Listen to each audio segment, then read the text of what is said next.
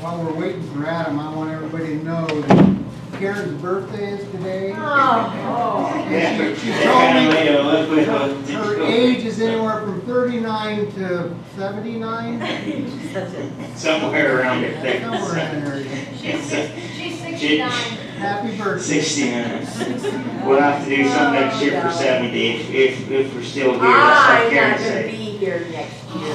I will say, speaking a little bit, so this is, we've made it 10 years. This will be, August 12th will be our 10-year anniversary here. So this will be the last Sunday of our first 10 years. And a lot of people might not have been thinking we was going to make it. But next week will be the start of our 11th year. So all kinds of milestones today. Genesis 13. Genesis 13. Payback. So, Genesis 13, it's going to be, we'll read the whole chapter. It's only 18 verses. Genesis 13, starting in verse 1. And Abram went up out of Egypt, he and his wife, and all that he had, and Lot with him, into the south. And Abram was very rich in cattle, in silver and in gold, and he went on his journeys from the south even to Bethel, unto the place where his tent had been at the beginning, between Bethel and Hai, unto the place of the altar which he had made there at first, and there Abram called on the name of the Lord. And Lot also, which went with Abram, had flocks and herds and tents, and the land was not able to bear them, they might dwell together, for their substance was great, so that they could not dwell together. And there was a strife between the herdmen of Abram's cattle and the herdmen of Lot's cattle. And the Canaanite and the Perizzite dwelled then in the land. And Abram said unto Lot, Let there be no strife, I pray thee, between me and thee, and between my herdmen and thy herdmen, for we be brethren. Is not the whole land before thee? Separate thyself, I pray thee, from me. If thou take the left hand, then I will go the right. If thou depart to the right hand, then I will go to the left. And Lot lifted up his eyes and beheld all the plain of Jordan, that it was well watered everywhere. Before the Lord destroyed had Sodom and Gomorrah, even as the garden of the Lord, like unto the land of Egypt, as thou camest unto Zor.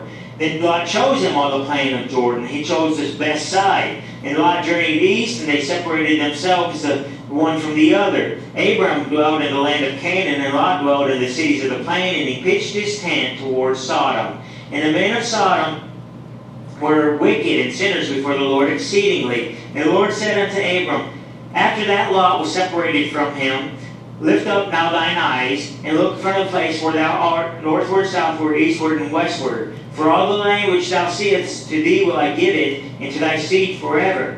And I will make thy seed as the dust of the earth. So if that a man could number the dust of the earth, then shall thy seed also be numbered. Arise, walk through the land and the length of it, and the breadth of it, and I will give it unto thee. Then Abram removed his tent, and came and dwelt in the plain of Mamre, which is in Hebron, and built there an altar unto the Lord.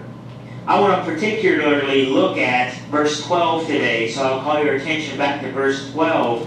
Abram dwelled in the land of Canaan, and Lot dwelled in the cities of the plain, and pitched his tent towards Sodom. So let me tell you, so Lot dwelled in the cities of the plains, okay? That was where he lived, but he really just pitched his tent toward Sodom. Okay, let me put this in real terms. It's not going to be a real long sermon today. You don't always have to, sometimes you go long, sometimes you go short. And I don't particularly think it's going to be very long today because it's a pretty simple idea. It's a term that I want you to use in your own life, dealing with yourself or even other people. And that's where are you pitching your tents. And there's a lot of people you need to look at them and say, well, they pitched their tents towards Sodom. Because we see Lot here pitched his tents towards Sodom. Let's say you have a situation that arises. Okay, and now the land can't stand both men. It was, Abraham said, this land ain't big enough for the both of us. And he didn't say it in bad terms. He says that's just a fact. We both can't function here. So, we're going to decide. But look, the situation itself was not the sin for Lot. Lot didn't sin just being in the situation. It's just the situation. But the situation demanded a choice. You have to make a choice. And in your life, listen, everyone, we all need to hear this and be reminded. In your life, situations will occur where a choice has to be made. It is in those situations that your character and the intent of your heart and what you are deep down will be revealed. The choices you make may be even revealed to yourself the first time, but most definitely displayed. Many times people will try to justify a person's actions and consequences because they were forced by a certain situation to make a choice. Some people will say, well, they had to make that choice. No, they had to make a choice, but they didn't have to make that choice. But the choice they made reveals what they are truly about. And many times it involves young adults or children. They might have a poor home life. It's a modern day equivalent to the Abraham and Lot situation. A situation that demands a choice. So a choice has to be made. So sometimes a young adult is kicked out of the home. Or a teen has a crappy home life or something like that. So ways have to be parted. So then that person makes a choice. Where is he or she going to pitch their tent? So if that person chooses then to pitch their tent towards Sodom, I don't know how can I relate and equate that to modern day? That'd be like if a young lady can't wait to get out of the home, going to part ways, and she pitches her tent towards Sodom. That'd be like if she gets herself a loser of a man. That's pitching your tent towards Sodom. You can't come back to me and then say, she had to choose that because she was in such a bad situation and she had to get out of that situation. I understand that. But being in that situation wasn't a sin. It's when she come out of that situation, where did she pitch her tent? I know some people can look back and say, yeah, I did the exact same thing. And you ought to at least acknowledge it. That's probably a poor decision to make. Because Lot chose to pitch his tents toward Sodom. Situation might demand a choice, but it doesn't demand a bad choice. And you can't say that you had no choice. There's always a choice.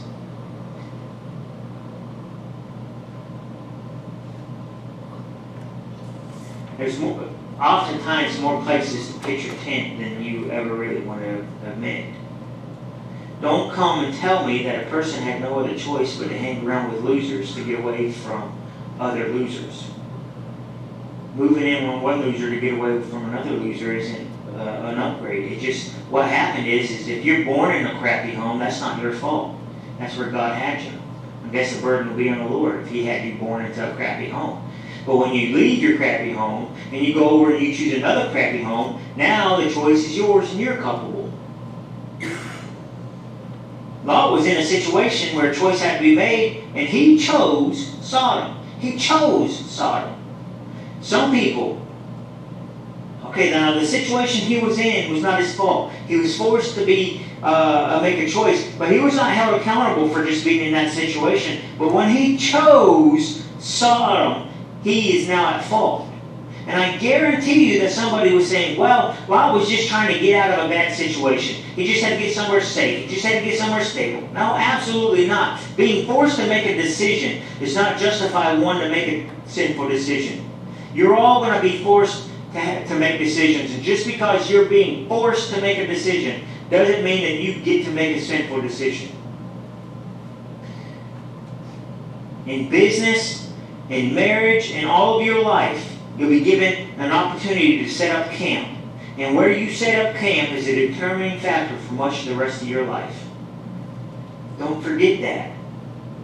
You show me where a person pitches his tent, and I'll show you that person's heart. I don't care what they say. You show me where they pitch their tent, and I'll show you that person's heart. You know the old saying, which came first, the chicken or the egg? Well, as creationists, we all know chicken came first, right? But it's a question that's trying to pose a philosophical question. It's like saying, here is a philosophical question. Does a person create their circumstances, or do circumstances create a person? And I'm not going to get too deep, but what does that mean? Well, many people justify their, I can pick on something, I can say even justify other people. Lots of times as parents are justifying their adult children's actions. And I picked on this a little bit last week, so I'm going to just kind of clarify it this week. Even like their adult children's actions. And they try to justify and say that their adult children just had no choice, or they can't help how they were. It's their situation. And I'm going to beg to differ. I'm going to say many times it's a massive amount of built upon one bad choice after another because they continue to pitch their tents towards Sodom.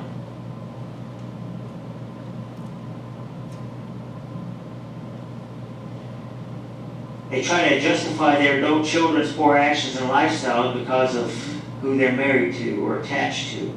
Say, well, little Johnny, he's my 30-year-old son. He just lost his way in life, and it's all because of that woman he married. I have heard that over and over and over. It's because of that man she married. It's because of his boyfriend. It's because of the girlfriend. Well, at first I'd be tempted to say he still gets to make his own decisions even if he's married or attached to the wrong person. But I usually say, well, little Johnny is married to somebody that was the decision he made. He wanted that person. He pitched his tent toward Sodom. He could have picked anyone in the world. He pitched his tent toward Sodom. And he found a woman of Sodom. So even if he who he is today because of her, it's still his own fault because that is who he wanted to marry and sought to marry, and she is who he wanted. I hope you understand that. And that's so important for young people. Moms will bemoan their daughters marrying a biker. They will say, well, you just can't help who you fall in love with.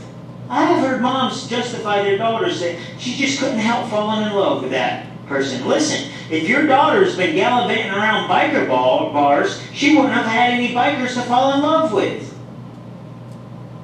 Why is she marrying and falling in love with a biker? Because she's pitching her tent towards the biker bars, or in this sense, pitching her tent towards Sodom.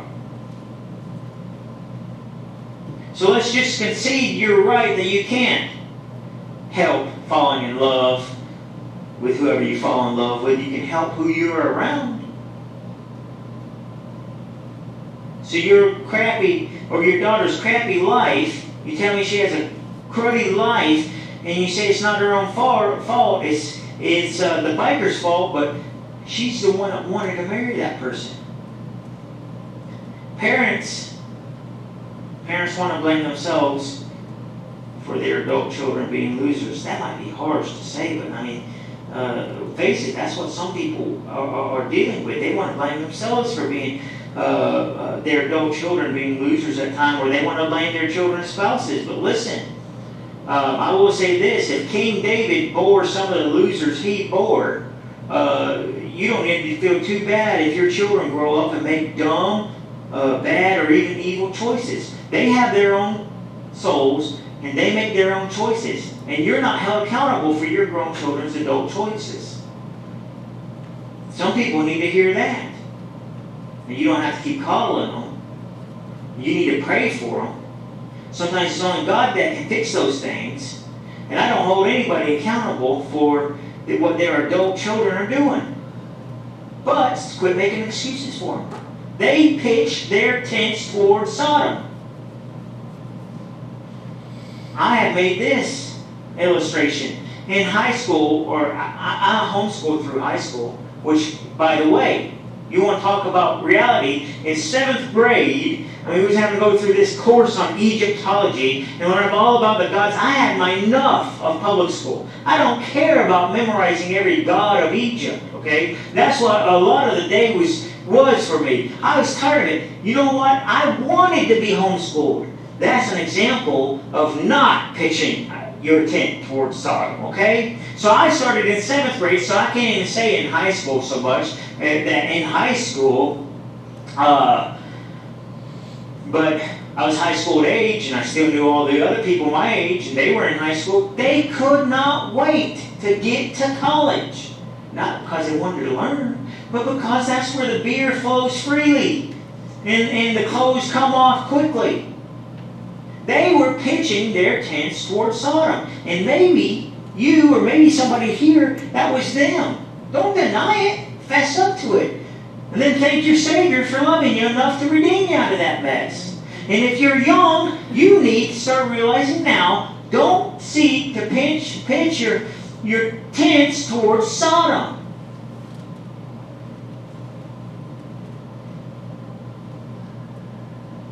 You have to make camp wisely.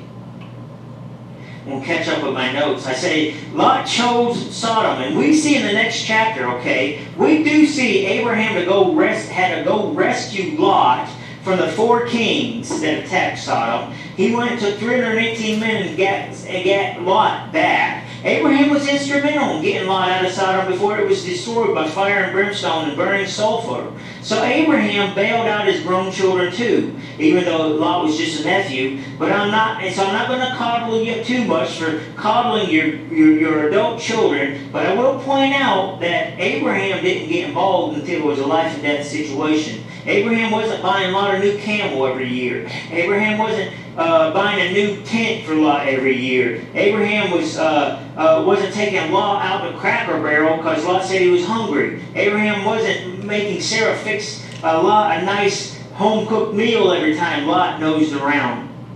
So please make camp wisely. You know how it is camping. And you can look at the people who are campers with their RVs, and you can look at the people that you could even say it was a survival situation.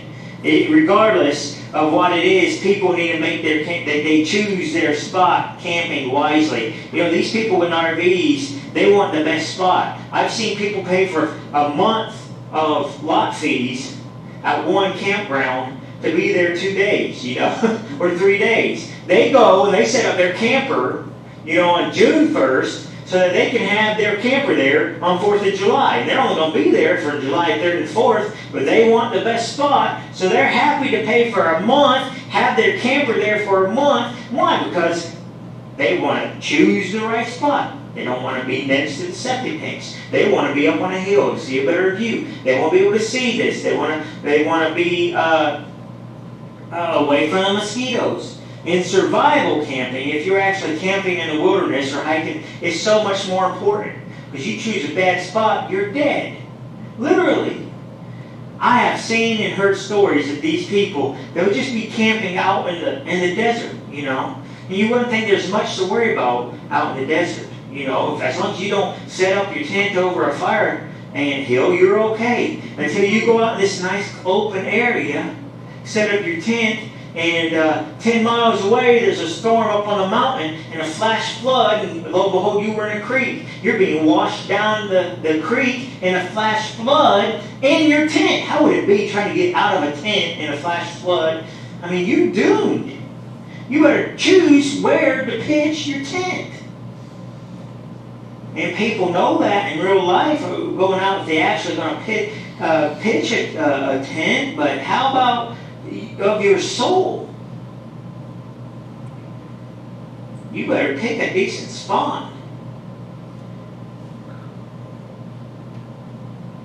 A good spot means the difference between comfort and chaos. Maybe death. You need to tell your teenagers that. Tell your children that. They are going to be able to make decisions in their life, even as young people. That they can either move towards Sodom or away from Sodom. Where are you pitching your tents? You see, there's more to this story than just Lot. Lot dwelled in the plains, right? But he pitched his tent towards Sodom. I don't think he went, okay, Uncle Abram, I'm going to choose this side. I don't think he beelined it towards Sodom. No, he just went down and he just pitched his tent down here. And then he said, okay, folks, we're going to break camp. Where are we going? He's not moving over here.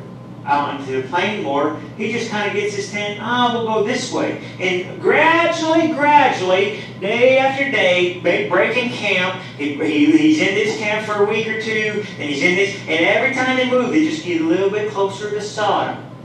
And that's the way it is in real life. Your children, they don't go over to the drunks and the potheads and the witchcraft right out of the gate. No, it's first day of school, they got a choice to make. Am I going to hang around with the clean-cut kids, or am I going to hang around with this bully? And then by halfway through school, no longer hanging around the bully, it's maybe we're going to be around and you just get a little bit darker. And instead of gravitating towards something that might glorify God, it's just a constant picking up and moving your camp one little step at a time closer to Sodom. So absolutely, as a 8, 9, 10, 14, 15, 16, 18, 21-year-old person, you're pitching your tent somewhere. Where? Now look at verse 18. Genesis 13:18. Then Abram moved his tent, and that is removed his tent. It is perfectly acceptable to say moved his tent. And actually, I don't know why sometimes the people who interpreted the King James Bible chose what they chose. I'm not going to argue with them. I just assume they're filled with the Holy Spirit. But I will tell you, you can go back, and I don't lay a lot of Hebrew or Greek on you, and I'm not going to tell you the word. I'm just going to tell you that the word removed his tent is the exact same word up here in verse 12 that said pitched his tent. Okay? It is, I don't know why they chose to transliterate it pitched his tent up here, and down here it was removed his tent. But it is the exact same word. Then Abram pitched his tent and came and dwelt in the plain of Mamre, which is in Hebron. And by the way, I didn't really pay looking at the Hebrew and looking at that verse. The actual Hebrew says the oaks of Mamre. That's what the actual Hebrew says. Abram pitched his tent and came in the plain of the oaks of Mamre, which is in Hebron, and built there an altar to the Lord. That's how you're supposed to do it. Okay? Abram pitched his tents by the oaks of Mamre. Being Abraham, you ought to try to be, look what he did. He pitched his tents towards the oaks of Mamre, and there, what did he do? He built an altar to the Lord. That's what you ought to desire. I don't care if you're 7 or 17 or 37 or 67 or going on 70. You ought to desire to build an altar to the Lord. Lot's over there, creeping closer, pitching his tents towards Sodom, ever towards Sodom. Abraham over here is, I'm going to build an altar to the Lord. Now I tell you, today you're doing one or the other. You ought to desire to build an altar to the Lord. And what altar are you building? You're either pitching your tents towards Sodom or towards the oaks of Mamre. That's it. Don't you forget that. You are drawing, look at verse 14 here. Verse 13. Lot pitched his tents towards Sodom, and the men of Sodom were wicked and sinners before the Lord exceedingly. It was a well-known thing. That's where the sin was. He wanted the city life. You want sin today. You're an 18-year-old kid. I tell you what, you don't get a job out at Heingartner's Orchard picking apples. You don't go down here and get a job at Norton's Greenhouse. No, you aspire to get to Iowa City. And you aspire to get to Des Moines. Okay? I'm telling you that. I'll teach you how. You want sin, you get yourself to a bigger city. Because they do it bigger, better, faster, and more. Get there. There's more money floating around. You can grab it up. And if you got more money, you can do more stuff. You can have more fun. Your car can be fancier. You can be more prideful. I tell you, you can have one-night stands and get away with it. The beer flows freely in the big cities. Go find you a college town. Get there and adapt into, and you have into their keggers. Okay? What I just said isn't news to nobody. That's well known. 18-year-olders know it, and that's what they do. They want to pitch their camp over towards Sodom. That it's known. Verse 13, the men of Sodom were wicked and sinners before the Lord exceedingly. Y'all ain't stupid. Lot wasn't stupid. Abraham's not stupid. You are drawing nigh to sinners, or two options. You are drawing nigh to sinners, or you are building an altar to the Lord. What are you doing? Flip over here to Joshua 24:15. Choices.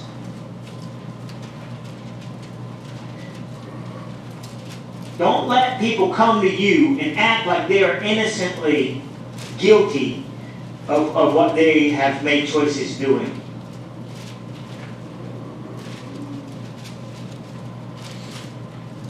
You say to them, I'm not saying hate them. I'm not saying don't help them. You say, you pitch your tent towards Sodom. Everybody in their head needs to rehearse that right now, because there's somebody you need to tell that to. No, you pitch your tent towards Sodom.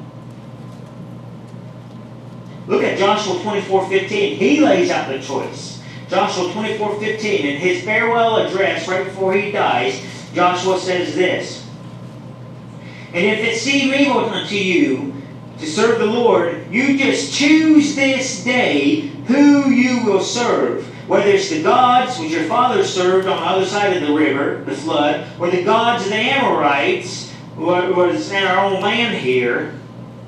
But as for me, in my house, we will serve the Lord. Amen? Amen. Romans 12:1 and 2. Y'all ought to have that memorized. And I beseech ye, brethren, by the mercies of God, that you present your bodies a living sacrifice, wholly acceptable unto God, which is your reasonable service. And be not conformed to the world. What's the choices? Presenting your body a living sacrifice, or being conformed to the world? Which one are you picking? Are you a living altar? Are you building an altar to the Lord? As a church, are we conforming to the world? Or are we a living sacrifice? Are we pitching our tents towards Sodom as a church? Or are we building an altar? The choice is God or the world.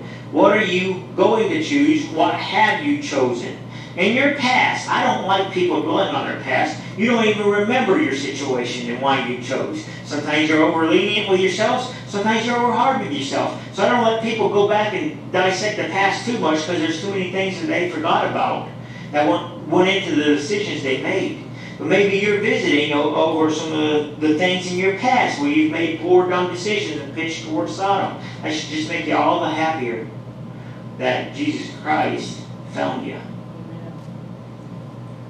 Don't deny that you were stupid once. Just help somebody else not make the stupid decisions that you made. Tell them, I once pitched my tents towards Sodom, and it was the dumbest thing I ever done.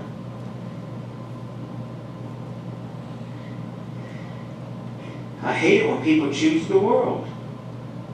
But don't make the mistake of excusing them from accountability for their own actions, because the choice is made. Always remember, they pitched their tents. And you don't have to. You might choose to suffer to help them, like Abraham did when it was a life and death situation. You're under no obligation to suffer because somebody else pitched their tent at Sodom's back door. I can translate that into modern day language a little bit, and I can tell you, most people are where and what and how and with who they want to be. Some people don't acknowledge that. I believe that more and more every day. Most people like and are where they want to be. Most people, and we watched a documentary here a few weeks ago. It confirmed exactly what I said. This guy went in to these cities with all the homeless people. He went around and started figuring out why they were homeless. And he said it. It was not a Christian perspective or anything, and he was looking more to kind of defend the homeless people, but he said, by and far, most of these people choose to live this way. And you don't hear a lot of people saying that. Now, I know there are people that fall on hard times. I know there are people who want out of it. And you know what? If you want out of it, most of the time you're going to get out of it. Most of them will work their way back out of it. He said he just couldn't believe how many of those people liked, had chose. They might not necessarily like it, but they chose that lifestyle. Do they like being cold? No. Do they like being hungry? No. But they like being cold and hungry more than they like getting up on time and going to bed on time. And they like being cold and hungry more than they like being bossed around by somebody else. They like being cold and hungry. They like being dirty and having filthy, wore-out clothes more than they like having debt and bills to pay. So they have made the choice. Would they, if they could, live in a palace with no responsibility? Sure, but that wasn't a choice. So they have a choice of doing this or doing that, and they chose that lifestyle. Most of it is that way. Sure, there's people who are mentally incapable of doing any different. That's a huge thing among homelessness is mentally inept people. But some of them they like being high. They don't like being responsible. It's a choice. And we'd all like to have better choices. I would have loved to have been born a king in a gold castle with no responsibility, right? I mean, sure, but that's not the choice. And you have to decide when the choice is presented to you if you're going to pitch toward Sodom or if you're going to go over here and build an altar to the Lord. You don't get always to choose what choices you get to choose from, but you get to choose from the choices that you are given. And which way are you going to make camp? I get many, many, many invitations to buy people groceries or gas. And listen, most people who don't have groceries or gas made a choice somewhere along the line and that they would rather live above their means on a certain day and in a certain way and then do without and beg later. I am more prone to help. I mean, I called up Denny one day. Said, Denny, can you go over to coast and pay for this lady some gas? She just out and out told me she came up here to the casino and spent every single last dime she had. She said she was smart enough to save $20 back and put it on her floor mat. But she went out, got that to get back in the casino, plumb broke, she's out of gas, and she just wants to get home down close to Kansas City. I said, we can have mercy on that. At least she's honest with me. But she made a choice to come up here and spend all her money. At least she was honest with me. A lot of people, they're hungry on Saturday because they went out to Red Lobster on Monday. They had the choice to go hungry on Saturday. And they chose they would rather live above their means now than to be prepared on Saturday. And I say, as much difficult as it is, you pitched your tent. A fella died here in this week in the community. And I got contacted because the police were looking for his family. He's just an old bachelor dude. I think he's been here a couple times. I don't know if some of y'all might remember him. But I pointed him in the right direction toward his family. But this guy, I remember him, and I remember how I come up on him, and I remember how I was driving by the church on like a Monday morning, and he was walking back. It was 20 below out and cold, icy. I was in that old Astro I had, booking along, going to get Fairway on Monday morning, get my groceries, and here he is. So I go down and I turn around at Shanahan or the chiropractor clinic, and I come back and tell him get in, and I'll take him home wherever it's at. So I take him home, and he came and visited a couple Sundays, gave him the gospel. What he did with it, I do not know. But presented with the options of coming to church and getting cleaned up, we could have helped him get cleaned up some. He chose to stay the way he was. He chose to remain in the life that he had. What he did with the gospel that I gave him, I do not know, but I know one thing: he's dead now. And the choice time, the choosing time is over. The choices have been made, and when you die, the tent of your soul has been pitched. Now, where are you going to pitch it? Here's the number one question you ask yourself today: where have you pitched your eternal tent? You pitching it towards Sodom and Gomorrah, or are you pitching it towards the Lord? Where is your tent of your soul going to be pitched forever? Where will you reside? The question is before you now. And the Holy Ghost is the one asking it. Where is your soul going to reside? I think we've all been faced with that question. And today, if you haven't chosen, the choice is being presented. You have the whole plain spread out before you. Which way are you going? Towards God or away from God? On your left, you got the big cities of lust and sin and fun and revelry. No doubt, fun. Fulfilling. Temporarily. Physically. And on the right side, you have Jesus with his nail-scarred hand held out to you and wants to lead you to the oaks of Mamre, where you can build an altar and spend the rest of your life building an altar to the Father in heaven. What choose you? Huh? Drugs, sex, sin, money, booze, women, pride, fancy cars. Self, choose self on the left or Christ on the right. It's a very real choice. And you are deciding. You don't get to have this choice all the time.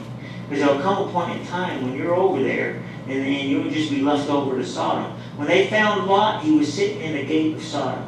Now, how far in Genesis 13, Lot pitched his tents towards Sodom. Genesis 19, and Lot was mayor of Sodom. That's what it means, sitting in the gates of Sodom. He didn't get there in a day. It took him 6 chapters to get there. Your choice will reveal much about you, but it is your choice, and when you die, that is where your tent will be pitched. And I choose Christ. I choose to live my life building an altar over here at the Oaks of Mamre. Let's pray. Precious Heavenly Father, is short and sweet, but the question is for all of us, whether they be sitting here, listening live, or listening in the future. The choice is clear. Are we going to pitch our tents towards Sodom and Gomorrah that will ultimately end in fire and brimstone? Or are we going to pitch our tents toward the Oaks of Mamre where we can build an altar, spend our time? It might be boring there. But I think when the closer you get to the Oaks of Mamre, the more you enjoy their beauty. And the more you enjoy the opportunity to build an altar to you. May my life in itself and all I do be an altar to you. May I inspire others to build an altar to you. May their lives be an altar to you. May we, whatever time remains in this world or in my life, may I spend it being an altar and building an altar to you. Use this church. We've been here 10 years, Lord, and I don't know how many of us thought we'd make it past 10 weeks, but we're still here trying to be an altar for you. Use us. Maybe we just, altars are a funny thing. They're just, they're for the Lord, and that's good enough. Just blobs of stone stacked upon each other. Weird. Who put them there? Somebody did. I don't know what they're for, except just an acknowledgement that Jehovah is God, and that somebody sometime felt it reasonable to put forth a bunch of effort to acknowledge that you are God and you deserve our time and effort. So may that be what this purpose of this church is, and may that be what the purpose of my life is. May you find happiness and joy and pleasure in it. And if not, you get me where you can. you do to me or with me or towards me, anything that you feel necessary to bring yourself pleasure, Lord. And may I lead everybody and draw everybody that I can over towards the Oaks of Mamre, that they will build an altar too. And I love you dearly, Lord, and I thank you for what Christ did on the cross for me. And I hope that you can use me to spread that gospel, that good news as well. In Jesus' name, amen. Amen. 401.